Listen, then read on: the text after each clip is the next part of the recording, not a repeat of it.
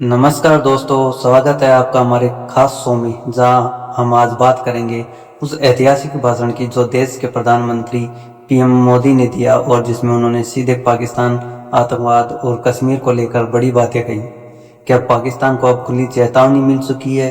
क्या भारत अब निर्णायक युद्ध की ओर बढ़ रहा है? और क्यों प्रधानमंत्री ने कहा कांटा निकालना ही होगा? चलिए शुरू करते हैं आज का विश्लेषण पूरे भाषण के साथ, पूरे तथ्यों के साथ। पीएम मोदी की तुलना और कांटे का जिक्र। प्रधानमंत्री मोदी ने अपने भाषण की शुरुआत एक बहुत गहरी और भावनात्मक बात से की। उन्होंने कहा, शरीर चाहे कितना भी मजबूत या स्वस्थ क्यों न, अगर उसमें एक छोटा सा कांटा भी चुभा हो तो वो लगातार दर्द देता है। हमने तय कर लिया है, यह कांटा निकालना ही होगा। यह कांटा क्या है? यह प्रतीक है पाकिस्तान प्रायोजित आतंकवाद का, कश्मीर में फैली कट्टरता का और उन नासूरों का जो 1947 के विभाजन के साथ हमारी भूमि में घुस गए थे। मोदी ने यह बयान केवल भावनात्मक नहीं था, यह एक ठोस नीति संकेत था। अब भारत और इंतजार नहीं करेगा। पीएम मोदी ने एक बहुत ही अहम ऐतिहासिक बात कही। विभाजन के समय मां भारती दो हिस्सों में बट गई और उसी रात कश्मीर पर पहला आतंकी हमला हुआ। यह बात 22 अक्टूबर 1947 की है, जब पाकिस्तान समर्थित कबायलियों और मुजाहिदीनों ने कश्मीरों पर हमला किया। उनका उद्देश्य था जम्मू कश्मीर को जबरन पाकिस्तान में शामिल करना और यही भारत और पाकिस्तान के बीच कश्मीर विवाद की नींव रखी। मोदी ने कहा, अगर हमने तभी उनका खात्मा कर दिया होता तो आज 75 साल की ये पीड़ा नहीं झेलनी पड़ती। इस पर संदेश था, इतिहास की भूलों को अब नहीं दोहराया जाएगा। पाकिस्तान के प्रति सीधी चेतावनी। पीएम मोदी ने पाकिस्तान का नाम लिए बिना सीधा वार किया। उन्होंने कहा, जो देश आतंकवाद को समर्थन देता है वह खुद भी कभी सुरक्षित नहीं रहता।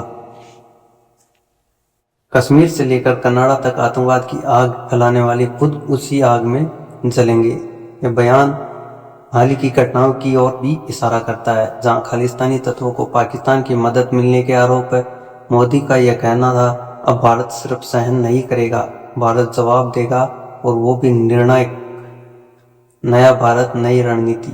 प्रधानमंत्री ने यह भी कहा कि आज भारत 1947 वाला भारत नहीं है। आज का भारत सीमाओं के पार भी जाकर आतंक के अड्डों को खत्म करता है। हम सिर्फ बचाव नहीं करते, हम पार करते हैं।